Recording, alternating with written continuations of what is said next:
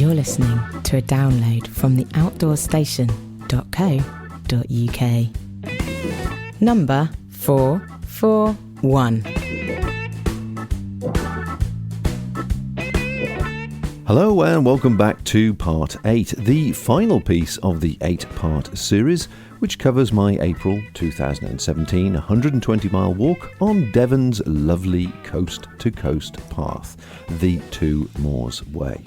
Whereas all the previous episodes are all recorded on the walk itself, along with an interview with Cicerone Press Two Moors Way guidebook author Sue Vickers, this one is solely dedicated to the gear I took and used.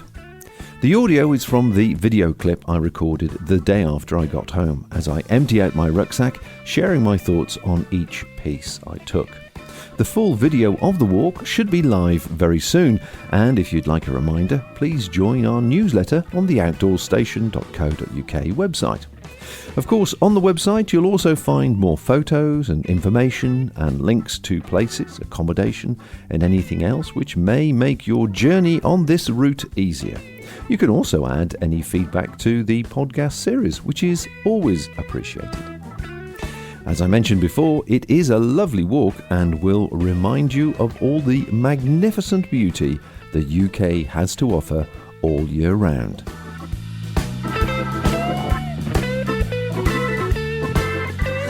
Well, I've literally just got off the train from Barnstaple after my walk from Wembury to Lynmouth. And before everything gets taken out of the rucksack and thrown into the wash or distributed back into the various boxes it came from, I thought I'd go have a quick run through of the items and any comments that I might have from use. So obviously we had the Silverback, the new pack from Gossamer Gear. Yeah, okay, perhaps slightly heavier than I'd like it to be. I did a couple of modifications to it to make it more useful to me. I took the lid off, which was here, and put some shock cord, zigzag some shock cord to enable it to be closed better. And then the strap that holds on the lid, I changed. There's two males normally, a male there and a male there. I changed the male for a female, and that enabled me to then use it as a compression. But to be honest, really, it's not that well thought out, as the top of the pack here should be a roll top compression like that, and all it needed was a couple of female clips, and you could clip that down and pull the pack down neatly. So I find that a bit odd. The other thing is the attachment points where the brain is obviously I've just tied them out the way here, these two things, and as you're walking they're just flapping all the time and just banging you on the back of the head. So I really don't understand the logic of what they've done there. So I think a little bit of a few improvements to the pack and it'll be a reasonable pack. So let's just empty out the pockets and do things externally first. Okay, so in the large outside pocket, which has been very useful, what have I had? Well, obviously I've had my buff and cap on a continual basis, just randomly pulling things out. This is the Montane spine smock, which was absolutely brilliant. Loved it. Not very heavy at all. It's got a tiny pocket there, which is about big enough for a phone, and that's about it. But what you have got inside, I'll turn it inside out, you've got a couple of quite sweet chest pockets here, which I did presumably designed for gels or that sort of thing. I mean, obviously with a name like the Spine, I presume it's associated with the Pennine Way race, the Spine race, and to be honest, absolutely perfect for it. So fantastic smock. It's become my favourite piece. There's a lot of Montane stuff in all this, just because it's always worked for me. Montane, I think it's a great brand, and the products on the whole are bang on. Montane mitts, over mitts, very, very small, very, very light. Yep, I use those a few times. The great thing about them is that they literally weigh very little and pack down to nothing, so they were good. What else have I got in here? Buff, of course. I had a couple of buffs. Where's the other one? It's around here somewhere. Gaiters. These are the old Rab event gaiters. They don't make them anymore. Why not? They are the absolute best for anybody using trail shoes or perhaps ankle boots. These have been the business. They've lived a few years. You can see they've had a fairly tough life, but they're still going strong, and I've always found them fantastic. Just brilliant for stopping crud and dust and muck getting into the ankles of your trail shoes. What else we got in here? The Spine, Montane again, Spine trousers. What can you say? Yes, they've taken now place of my old Berghaus Gore-Tex trousers, which I've always used. The only thing I would say about them in practice, when I use waterproof trousers, I always leave them unzipped so you can get into them quickly.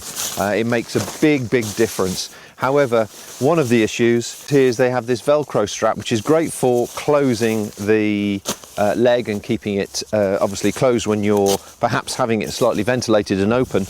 But the tendency is, as you're putting your foot into the trousers, that will suddenly stick and your foot gets that far, and then you start to stumble, which could obviously end up being a bit of a rip. So when you put these on, always remember to keep pulling off that Velcro tab.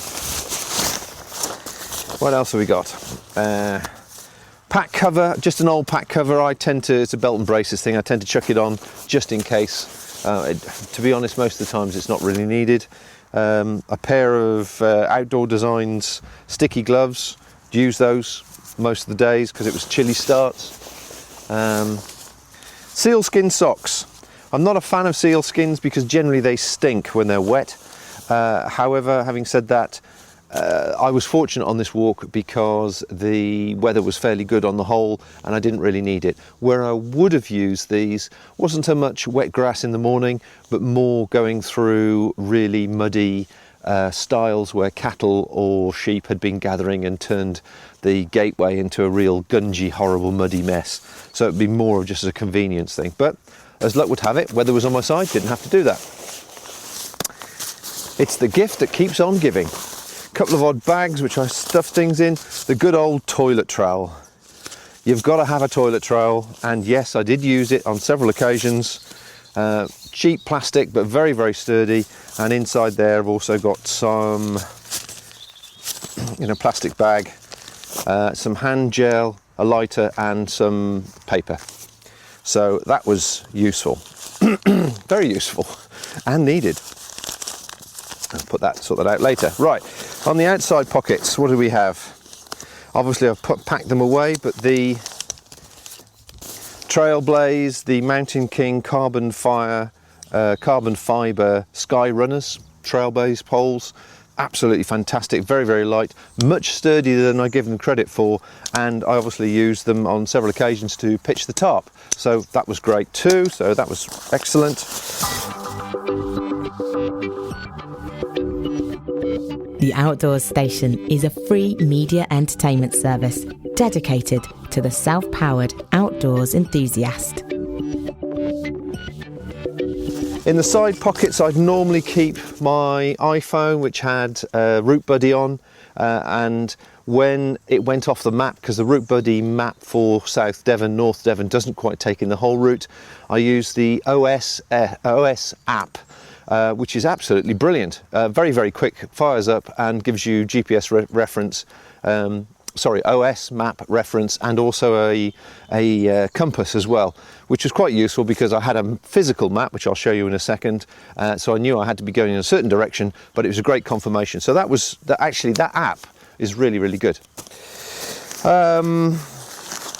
And the other side pocket, this is, I mean, usually I'd have munchies and stuff like that in here, but obviously I've eaten those. I just had a little bottle of suntan lotion, which actually was factor 50 and really useful, so that was excellent. And of course I had the Travel Tap water filter, Travel Tap water filter, which I carried and used once.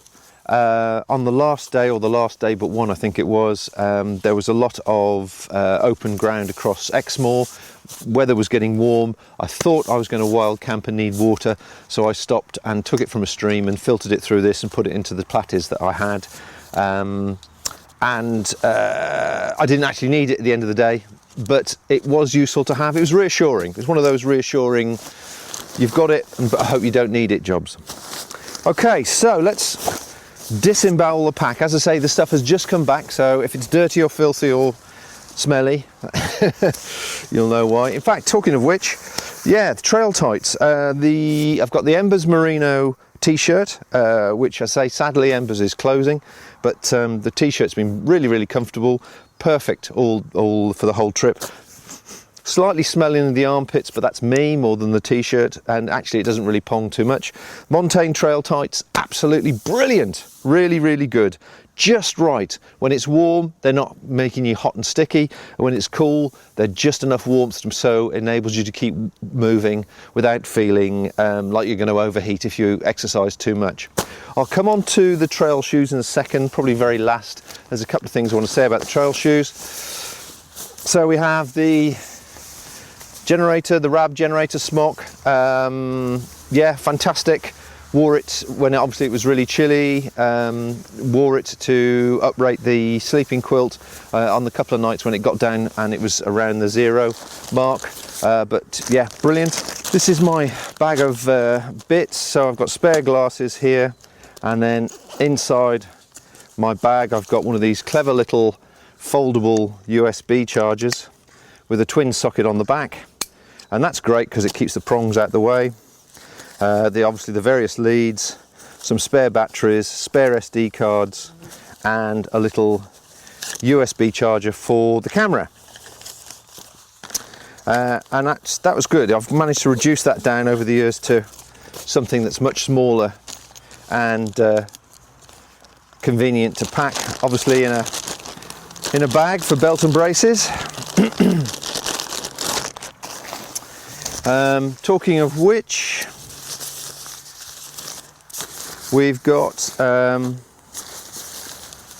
the Panasonic Lumix FT3. I took all the pictures and all the video on that with a little UltraPod as the main support.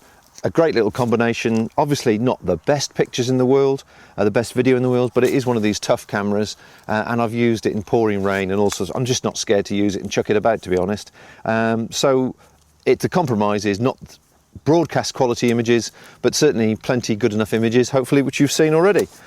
And then I was also carrying on my shoulder pouch my Tascam DR05, which is the MP3 recorder that I use for most of my podcasts these days, and I had a little small plug-in tie mic which I plugged into this for the video sections to get better audio.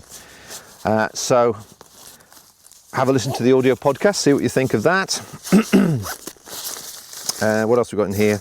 I've got the head torch, which was normally in one of my pockets, and then various clips and bits to hold everything together. In a plastic bag, the 2 Moors Way book, written by Sue Vickers, who I also interviewed on the trip as well, on the audio podcast. So if you want to hear a bit more about that, do look that up. But very useful book. But as luck would have it, I'd sort of normally start walking and then look afterwards what I should have really paid more attention to. This was what was in here? Oh, this was probably my wallet. Yeah, this was, just a wallet, just a waterproof bag, so that if I stopped anywhere and I needed to grab some money, I just used to grab that bag out of it and everything else was fine. I wasn't really worried about anything else. Small first aid kit, that's one of the Ortlib small packs, very useful. Got everything in there I needed. As you can imagine, there isn't an awful lot in there, but just plasters basically, painkillers, and probably a small compact bandage or 2 just in case I had more of a serious injury.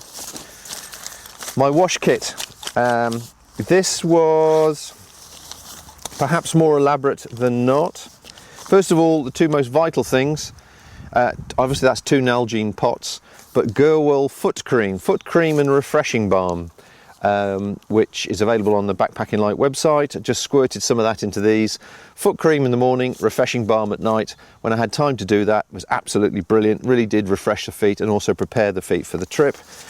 Just a small toothpaste, small toothbrush, some wet wipes. Always useful for a quick freshen up to make sure you're not smelling. Small bit of the towel, the MSR micro towel, which is in here, but that's just a small one. I just use that as a flannel, so I just scoop that into a stream and give myself a quick wash. And if you listen to the podcast, that's the Avid razor.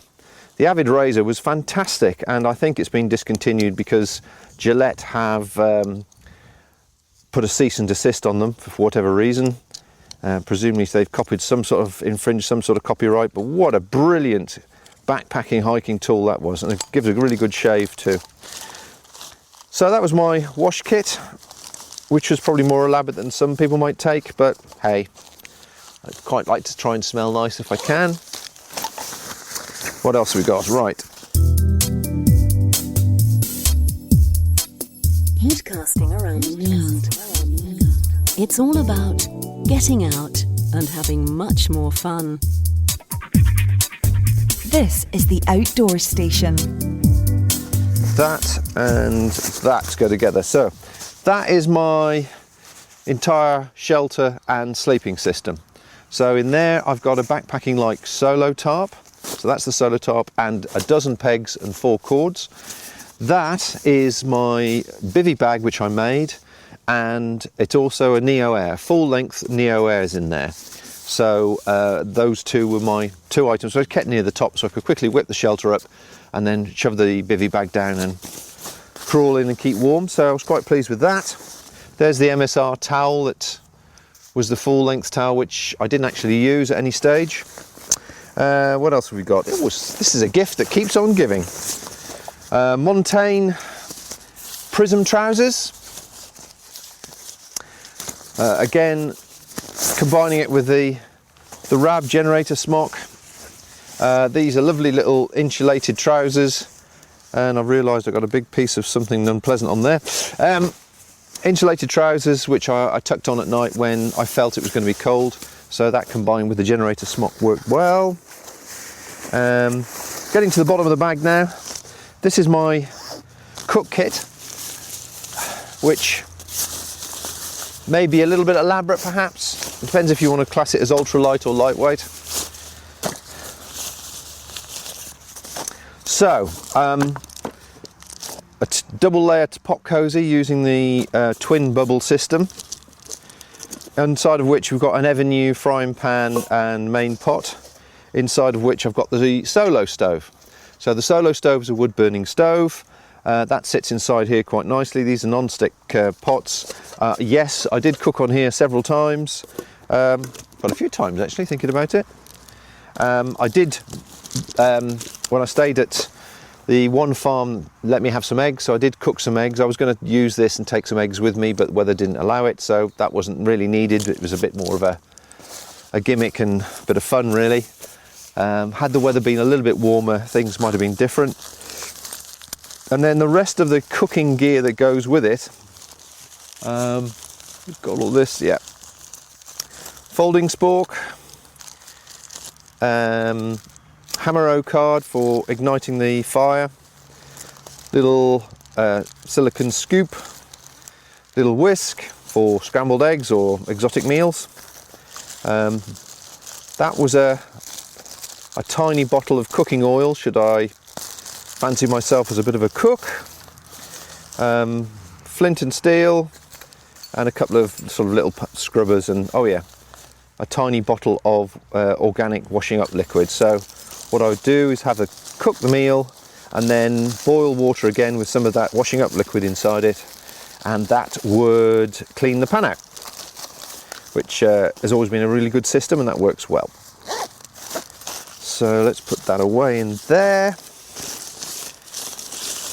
Yeah, you know, if you want to be critical, yeah, that's heavy, that's bigger than I needed, but it depends what type of food you take with you, really. 2 1 litre platies. Used them a few times. I think on the podcast you'll find that I actually carried too much water with me for too many times. But obviously it's better to have them than not. But I used them definitely on that last night when I filtered watered into them. That's what remains of my food. So that's in a what are they called? Ziploc bags made by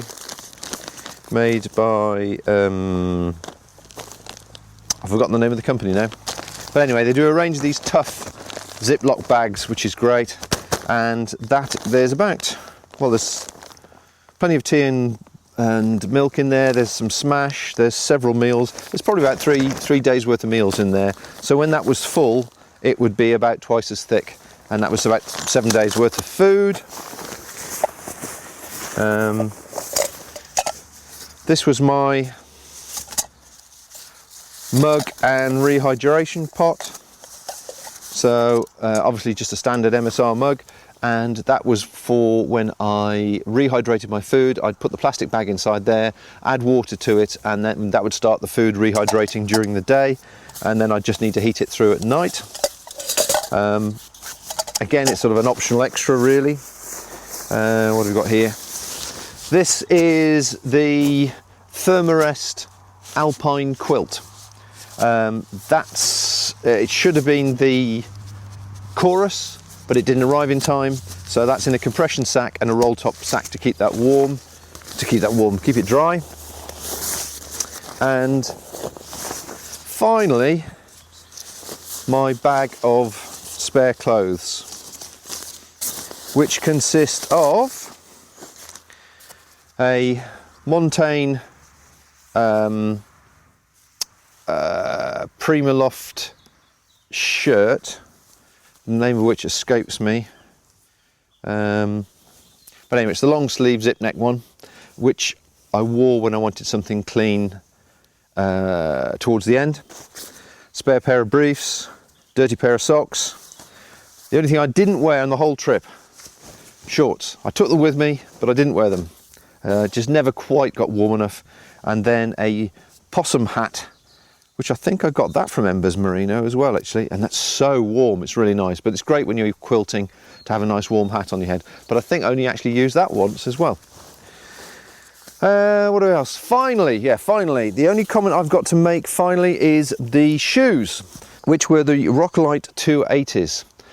You can see around here I added, using free sole, I increased the rand just to protect that from falling apart. However, there's a nice hole started there, and the same on the other side too, which is really annoying considering all I've done is walk 120 miles in these, not through the roughest terrain in the world, and I find that a bit disappointing. But this is the curse of, in fact that's got some marks on it too, of Innovates, unfortunately. They're brilliant shoes, they fit really well, they're great for trails, but unfortunately they're not built as well as they used to be. Okay, well, hope that wasn't too long and laborious for you, but that's basically everything as it's arrived back from the trip.